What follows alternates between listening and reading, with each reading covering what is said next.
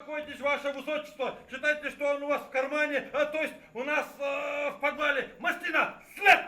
Есть, сеньор Помидор!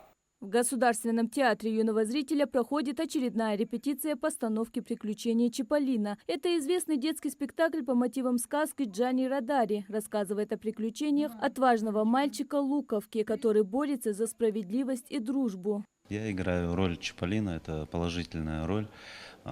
И как каждый профессиональный актер, вот, нужно искать в своем образе,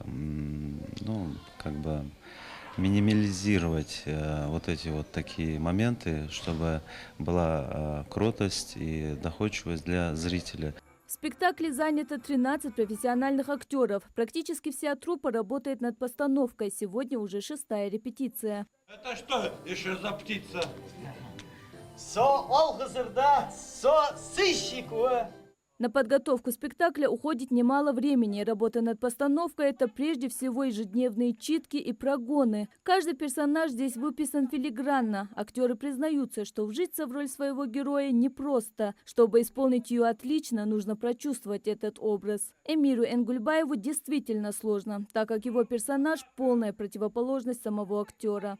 У меня персонаж принц Лимон, он такой один из злодеев, действительно, который, брезглив ко всем другим, не только к своим персонажам, но ко всему брезгливый. Аристократ он, как всегда, главный. Так, кто у нас тут? Ты, давай докладывай, может быть, какие-то награды делает. То есть все работают на принца Лимона. Режиссеры и актеры театра прилагают все усилия, чтобы сделать постановку яркой и запоминающейся для зрителей. В процессе репетиции особое внимание уделяется не только актерской игре, но и сценографии, костюмам и музыкальному сопровождению. Спектакль музыкален, музыку написал Александр Чередниченко, художник-постановщик спектакля Софья Шахновская, она художник драматического театра из Мурманска. Вот она скоро должна приехать. Это спектакль для семейного просмотра, то есть и мамам, и папам, и взрослым деткам, и маленьким деткам. Им будет интересно. Каждый что-то найдет в этой истории для себя поучительного, интересного и отдохнет на спектакле.